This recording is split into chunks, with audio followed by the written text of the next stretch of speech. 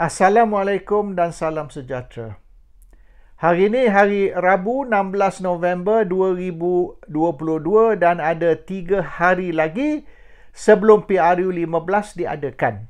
Dan hari ini saya nak sentuh beberapa isu yang telah bangkit dalam 24 jam kebelakangan ini semenjak saya buat video yang semalam. Isu yang pertama ialah tentang kenyataan Perdana Menteri bahawasanya kerajaan tidak akan melindungi sesiapa pemimpin yang menghadapi masalah mahkamah atau sedang menghadapi perbicaraan kes-kes jenayah, rasuah, salah guna kuasa, money laundering dan sebagainya di dalam mahkamah. Ismail Sabri Yaakob tak sebutlah nama, tapi kita fahamlah yang maksud dia ialah Najib Tun Razak, Rosman Mansor, Ahmad Zaid Hamidi dan Tok Mat sendiri. Ada kes yang belum berjalan lagi tapi masih bergantung. Kes rasuah melibatkan 10 juta.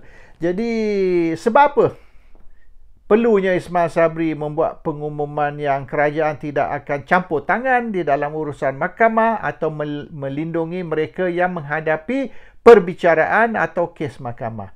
Ini kerana Pakatan Harapan telah memberitahu pengundi yang sekiranya UMNO dan Barisan Nasional menang pilihan raya ini, maka semua penjenayah-penjenayah dari kalangan pucuk pimpinan UMNO dan Barisan akan dibebaskan dari tuduhan. Bermaknanya UMNO Barisan akan buat sama apa yang Pakatan buat pada tahun 2018 apabila Pakatan Harapan memenangi pilihan raya PRU 14. Mereka gugurkan semua kes yang dihadapi oleh pemimpin-pemimpin pakatan. Dalam 15 atau 16 kes kesemuanya, termasuk kes Lim Guan Eng, di mana memang kalau ikut bukti, tak ada cara dia boleh terlepas. No way he can escape. Tapi Peguam Negara, Tommy Thomas, tarik balik kes, gugurkan charge dan dia terlepas dari tu. Jadi ini yang Pakatan Harapan buat semasa Pakatan Harapan memerintah tahun 2018. Jadi Pakatan Harapan kata UMNO akan buat yang sama.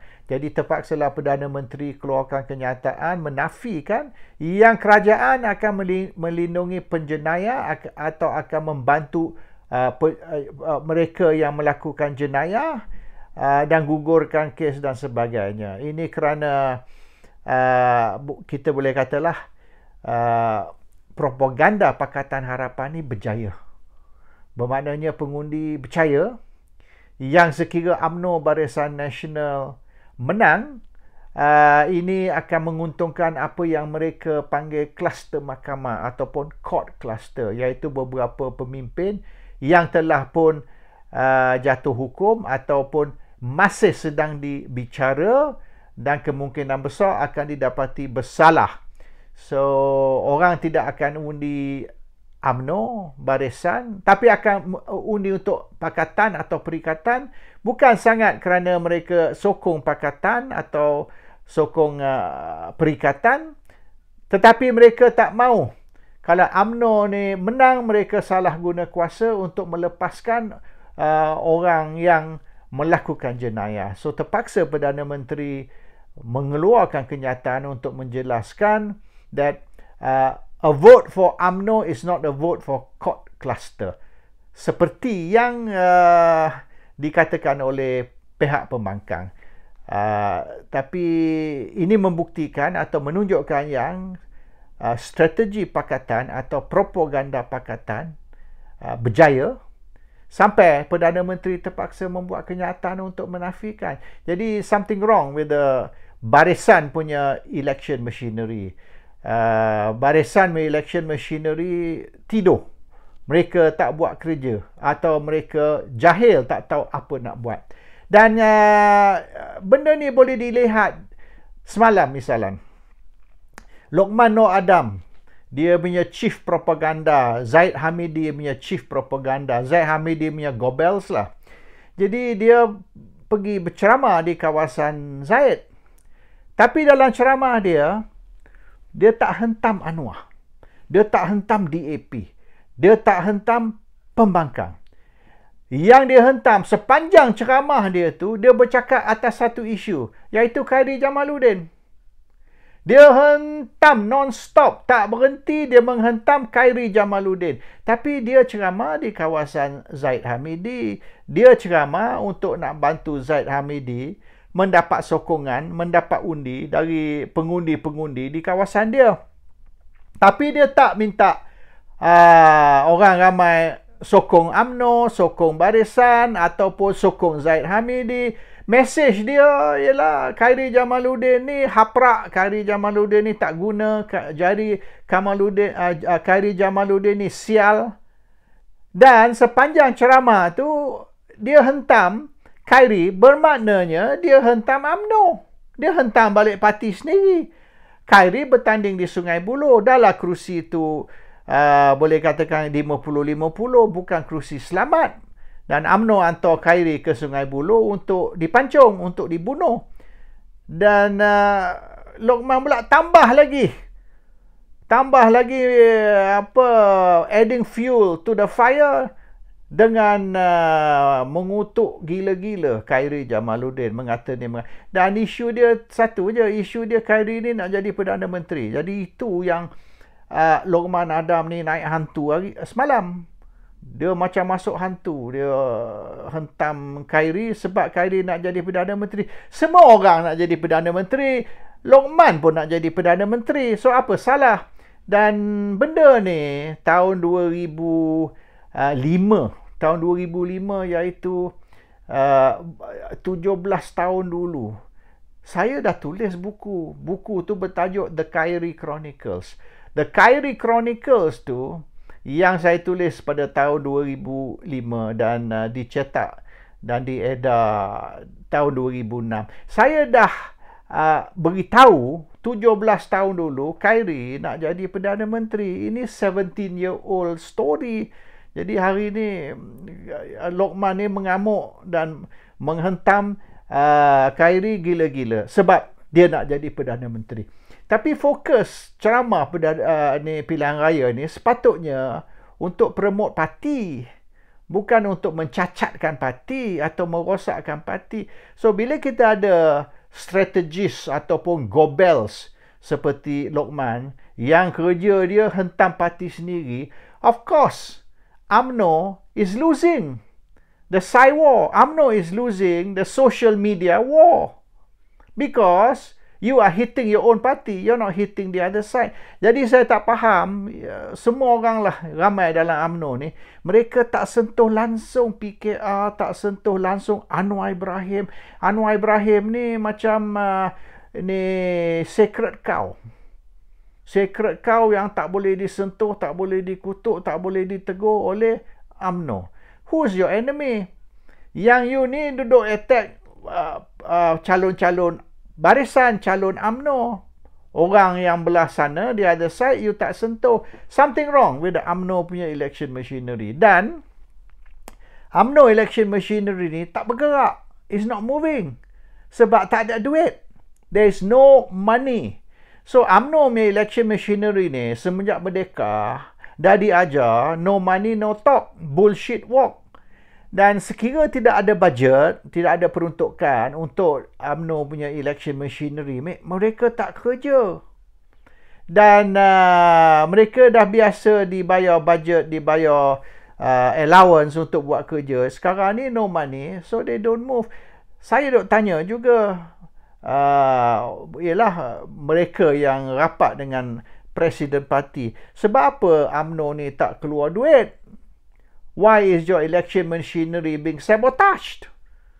Dan mereka tak kerja. Tengok parti lain ni, dia orang hebat. Tapi UMNO ni macam tak bergerak. Tak mau buat apa. And bila tanya, why are you not doing this? Why you not doing that? Dah duit tak ada. Dia orang tak beri kita budget. Macam mana kita nak buat kerja? And bila saya tanya, beberapa orang UMNO ni yang boleh dianggap rapat dengan Presiden, mereka kata dah Ismail Sabri kan poster boy. Ismail Sabri nak jadi poster boy sangat, biar dia lah cari duit. If you want to be the Prime Minister, you want to be the poster boy, you look for the money. Saya katakan bukan ke benda ni tanggungjawab parti. Sepatut Presiden parti. Kalau Ismail Sabri nak suruh parti ataupun Presiden bantu dengan kewangan, dengan peruntukan, tarik dirilah sebagai poster boy umum. Yang you ni tidak akan jadi Perdana Menteri. So, kalau you tarik diri, then the party can finance this election lah. But if you want to be poster boy, you want to be Prime Minister, you finance the election yourself lah. So, rupanya dia nak tekan Ismail Sabri, pressure Ismail Sabri, bila dah terdesak, bila dah desperate, bila dah duit tak ada, machinery tak bergerak, Ismail Sabri akan tarik diri dan serah balik kepada Presiden Parti. So, bermaknanya sekiranya UMNO Barisan Menang Pilihan Raya, bukan Ismail Sabri Perdana Menteri. Dan secara tak langsung sudah ada hint dari Zaid, bila Zaid kata kalau sekiranya UMNO Barisan Menang Pilihan Raya ini, maka mereka akan serah kepada Agong untuk menentukan siapa jadi Perdana Menteri. Dan Lokman pun dah umum semalam. Dia kata kita akan bagi 3 nama kepada Agong. We will give 3 names to Agong. Dan Agong pilih dari 3 nama yang mana dia nak. So bermaknanya, it's not going to be Ismail Sabri. It's going to be maybe Ismail Sabri dan 2 lagi nama. So mereka akan beri 3 nama. Dan mereka akan beri 3 nama ni kepada Agong. Jadi Agong boleh pilih siapa dari 3 ni nak suruh jadi Perdana Menteri.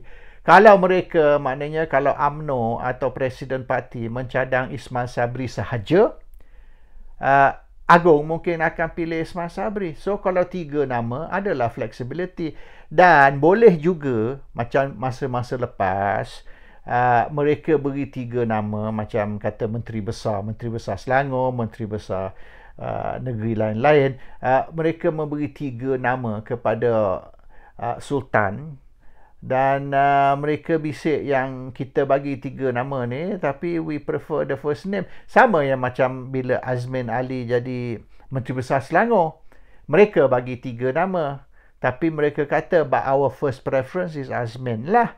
Jadi Azmin jadi Menteri Besar Selangor, bukan yang lagi 2. So itu boleh dibuat juga, beri 3 nama dengan indication our number 1 priority is orang ni, number 2 orang ni, Ismail Sabri dia third priority. So fahamlah aku, maknanya kalau Ismail Sabri jadi Perdana Menteri, kecoh, akan berlaku sabotaj dan sebagainya. So lebih baik ambil yang nombor 1 on the list untuk jadi Perdana Menteri Malaysia. Bermaknanya tidak ada halangan. Dan Tok Mat tahu yang benda ni akan menjadi isu, oleh kerana Lokman kata kita bagi 3 nama. Tidak semesti kita lantik kita cadang Ismail Sabri, kita bagi 3 nama, dan dia tak sebut 3 nama tu termasuk Ismail Sabri ke tidak, dia tak sebut. Dia kata kita bagi 3 nama. So could be any 3 names. Dan Tok Mat terpaksa umum yang is not Zaid Hamidi. Bermaknanya 3 nama yang akan dicadang ke Agong ni, mereka tak kata termasuk Ismail Sabri, tidak, tapi Tok Mat maknanya menerangkan yang is not Zaid Hamidi. Zaid Hamidi bukan satu dari 3 nama yang akan dicadang sebagai Perdana Menteri Malaysia yang baru. So kecoh isu Perdana Menteri ni, sekejap begini, sekejap begitu, tapi dari statement-statement, pengumuman yang telah dibuat, it's clear that Ismail Sabri mungkin bukan Perdana Menteri, dan ada rumours yang mereka try push Zaid. So Tok Mat terpaksa cepat-cepat umum, no, Zaid bukan satu dari 3 nama. So this issue ni akan mengelirukan pengundi, dan oleh kerana pengundi pun is not sure sekira UMNO Barisan Menang, Zaid ke akan jadi Perdana Menteri. Maknanya kalau Zaid jadi Perdana Menteri, ramai orang tidak akan undi untuk UMNO sebab Zaid is not popular. Orang UMNO sendiri pun banyak marah dah dengan Zaid. kalau dengar dia orang bercakap ni, budak-budak UMNO ni, dia orang maki Zaid. Dia kata Zaid ni merosakkan parti. Kerana Zaid ni, kemungkinan besar UMNO Barisan akan kalah pilihan raya hari Sabtu ni. So, kalau mereka kata Zaid akan jadi Perdana Menteri, ramai orang tidak akan sokong, tidak akan undi untuk UMNO dan Barisan Nasional. Sebab itu Tok Mak terpaksa umum, Zaid bukan calon untuk Perdana Menteri. So, this is the latest lah di dalam ni yang saya dapat feedback on the ground. Isu LCS ni, ramai orang tanya. Dia kata, awak ni umum yang Zahid Hamidi terlibat dengan projek LCS. Sebab apa tak tunjuk dokumen? Mereka tak faham. Under this Whistleblower Act, kita ada undang-undang, the Whistleblower Act. Whistleblower Act ni, seorang whistleblower kena serah bukti ataupun apa-apa dokumen yang mereka perolehi kepada SPRM. You have to serah kepada SPRM, dan selepas you serah kepada SPRM, apa saja bukti-bukti dokumen, you tak boleh nak umum. You cannot reveal. Sebab perkara ni dalam siasatan. SPRM akan siasat berdasar kepada bukti dan maklumat. Adakah dakwaan ni betul ke tidak? Is it true or not? So, kalau you dah umum benda ni, you are interfering with the investigation. So, masalahnya, you ni sudah merosakkan investigation, dan kemungkinan besar, oleh kerana you umum, ataupun you dedahkan dokumen, maka mereka akan cepat-cepat cover up everything. So, bila SPRM buat serbuan misalan, macam semalam dia orang pergi ke pejabat Invoke untuk cari bukti. So, kalau mereka tahu pihak SPRM nak serbu pejabat mereka, mereka akan cepat-cepat bawa lari semua dokumen dan evidence. Jadi, SPRM tak akan jumpa apa-apa evidence.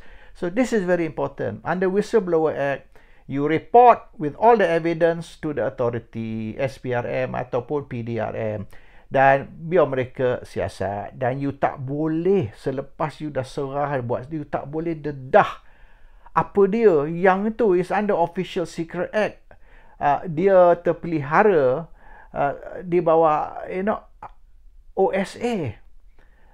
So, ini ramai tak faham. Dia kata, if you really have all the evidence, dedahlah benda tu. Show us. Tak boleh. The law won't allow.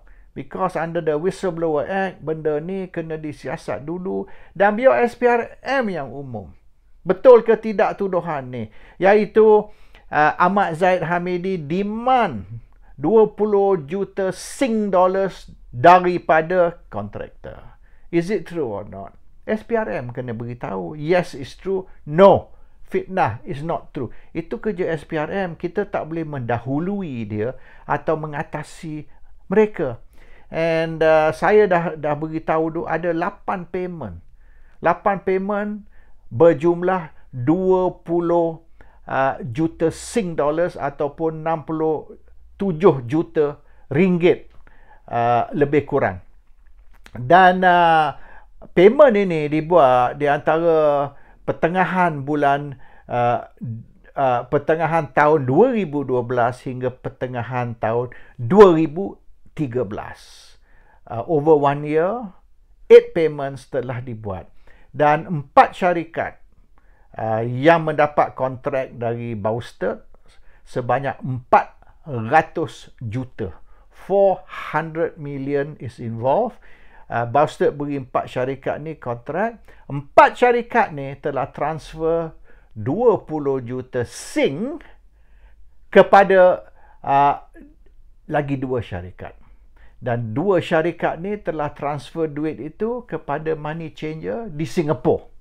Dan money changer di Singapura transfer balik duit itu kepada money changer di Malaysia. Sebanyak 20 juta Sing. Dan duit ni telah diberi kepada Zahid. Dan duit ni, 20 juta ni is the amount which Zahid demanded. Dia minta amount 20 juta Sing. That is the amount that he stated. So all this ada money trail, paper trail, evidence. Bila transfer duit tu mesti ada dia punya transaction details. Ini bukan maknanya dia orang ambil cash Ini transfer through bank apa semua. So the details are there, the date of the transfer semua ada. Susah nak escape, susah nak nafi benda ni. But this one kita kena beri SPRM lah yang menentukan dia orang nak umum ke tak umum ke, dan kalau mengikut siasatan apa dia orang dapat, betul ke tak betul ke. So that's the issue. Orang jadi rakyat Malaysia ni show us the proof. Tak boleh. Under the law tak boleh. Kalau saya buat macam tu, benda ni sudah tidak akan diiktiraf, tidak akan diterima sebagai whistleblower. And apa benda you cakap lepas ni, maknanya SPRM tidak akan ambil tindakan lah. Sebab benda ni is not siasatan anymore. So kena faham benda tu. Tapi memang Zahid tahu dia sangkut. Dan Zahid tahu sekiranya UMNO Barisan Nasional menang pilihan raya ni, dan Ismail Sabri Yaakob telah umum parti atau kerajaan tidak akan campur tangan di dalam urusan mahkamah ataupun pelihara mereka yang terlibat dengan jenayah yang telah ditangkap, di-charge dan sedang dibicarakan. Kerajaan tidak akan campur tangan atau pelihara mereka, maka kes LCS ni memang Zahid is in deep trouble. He cannot escape. Tapi sekira Pakatan menang pilihan raya dan Anwar jadi Perdana Menteri, this case LCS akan dikuburkan. This case will be buried, dan nothing is going to happen to Zahid. Dan memang susah SPRM nak selesai kes ni sebelum pilihan raya, 3 hari lagi. So mungkin akan selesai dalam bulan Disember, and by then kerajaan baru sudah memerintah, whichever government lah, Pakatan ke, Barisan ke, or whichever party yang menang pilihan raya. So those are the issues. And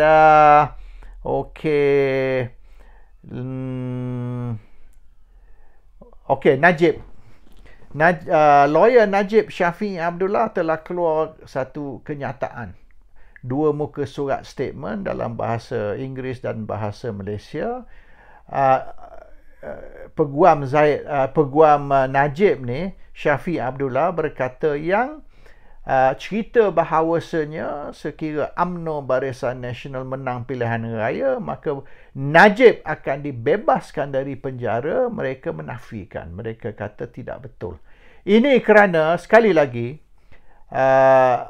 propaganda Pakatan Harapan, iaitu sekiranya UMNO Barisan menang pilihan raya, maka Najib akan dibebaskan dari mahkamah. Sama macam tahun 2018 apabila Pakatan Harapan menang pilihan raya, Anwar dibebaskan dari mahkamah, dari penjara melalui pardon, melalui pengampunan dari Agong.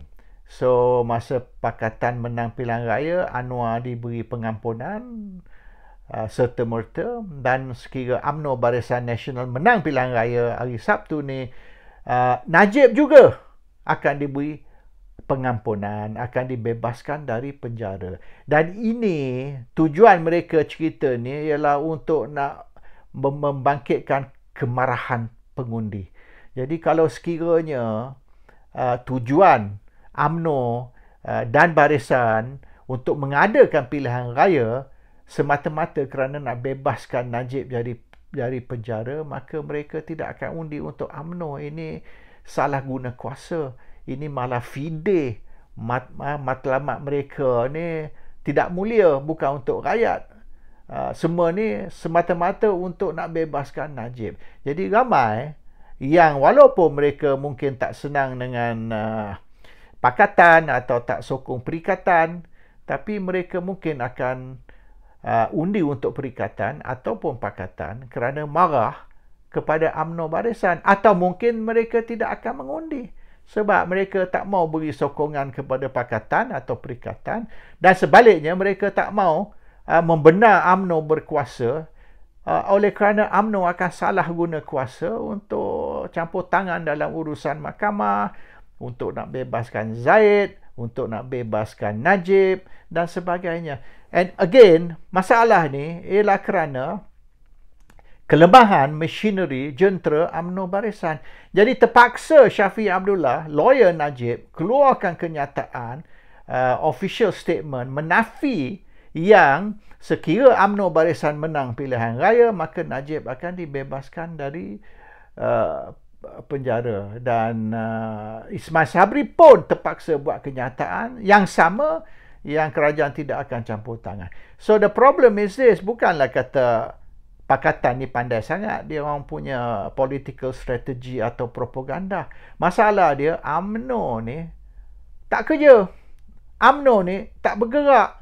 Dan mereka yang hebat berceramah ni pergi hulu hilir merata dari utara sampai ke selatan, sampai ke timur. Yang mereka pergi ceramah seperti Lokman Adam ni, ceramah mereka hentam UMNO, hentam calon-calon UMNO seperti Khairi Jamaluddin. Jadi sepatut masa itulah dia explain to the voters, terang kepada pengundi bahawasanya matlamat UMNO apabila memerintah ialah seperti demikian. Kita akan buat ni, kita akan buat tu, dan kita tidak akan buat ni, tidak akan buat itu.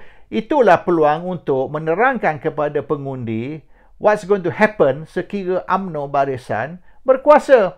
Ini mereka pergi untuk menghantam orang macam Khairi Jamaluddin. Oleh kerana dia nak jadi Perdana Menteri, maka mereka hentam. So, the problem is machinery.